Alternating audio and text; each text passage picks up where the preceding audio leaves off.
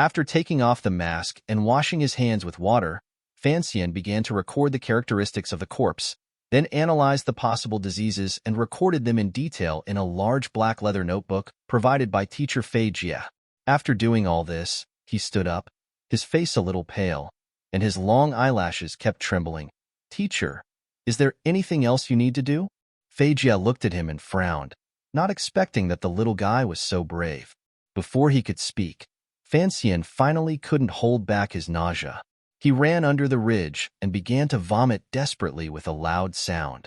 He waited until the boredom subsided and then stood back.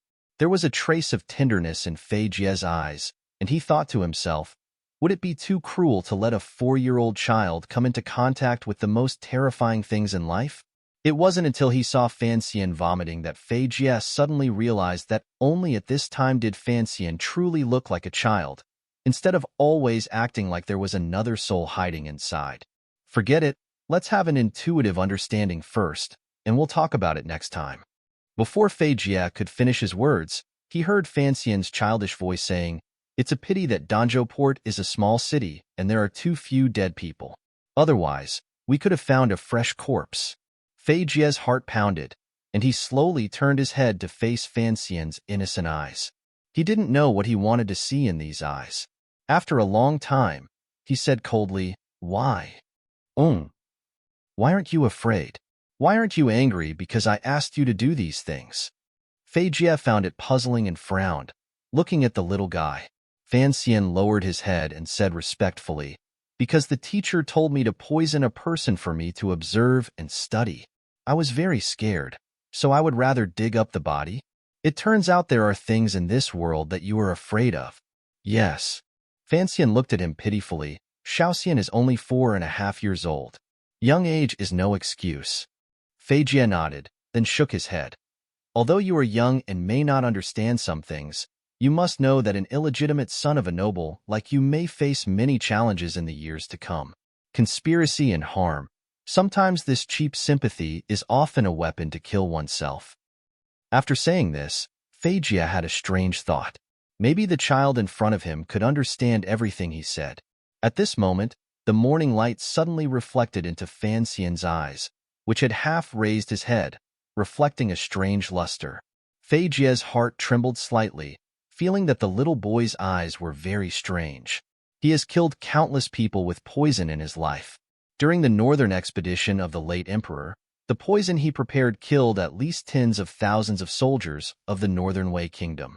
If one were to judge his crimes, he was destined to go to hell. But why can't I help but feel scared when I look at the cute little guy in front of me? After rearranging the unnamed graves that had been dug up, the strange masters and apprentices, an old man and a young man, began to follow the direction of the sky to the east.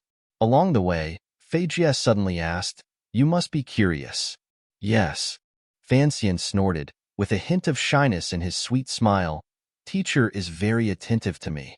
Fei Jie never expected that the child would answer the question incorrectly. He smiled bitterly and said, "You can still laugh at this time. I really doubt your nerves and the maturity of your brain. It's better to laugh than to cry." "That's true." Fei Jie cast his eyes on the looming city wall in the distance, frowned and said, "Your father's family property in Kyoto is very large, and there will be many people who will compete with you for the family property in the future, so you must become stronger and learn more." Fan Xian did not speak, but was thinking in his mind. He had always heard that his father, Count Sinan, was very trusted by His Majesty the Emperor, so he did not have an overseas assignment and stayed in Kyoto. The year before last, there was political turmoil in Kyoto. I don't know how many princes and nobles died in that coup.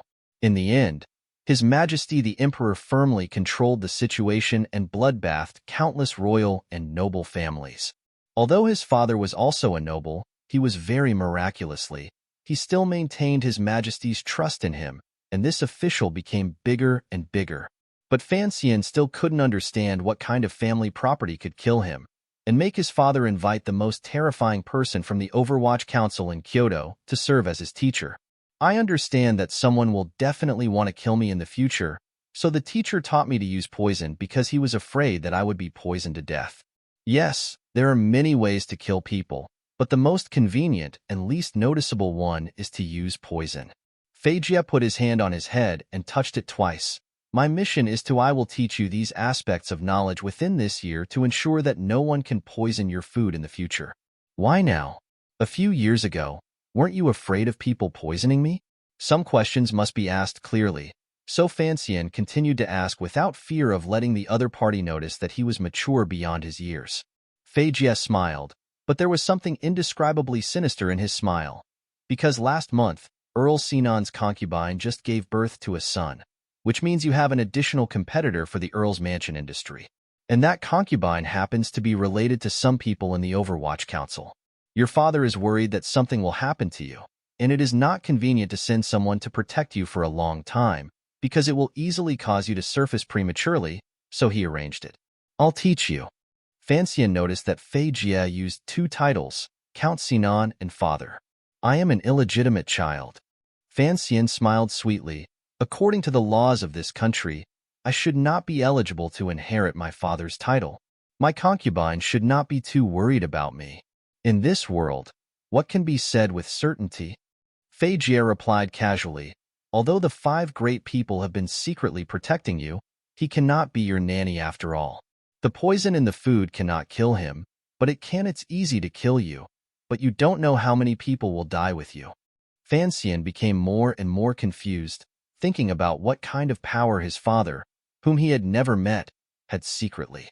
It was obviously much greater than the power and ability that a count could possess. In the dim light of the morning, Fei Jie took his little hand and walked towards Danzhou City. 2 shadows, one tall and one short, fell on the ground and stretched into 2 long sections. Fei Jie glanced at his pale face and said, in fact, dead people are the least scary. Yes. Don't use that kind of jinshi to control your emotions in the future. People's emotions cannot be vented correctly.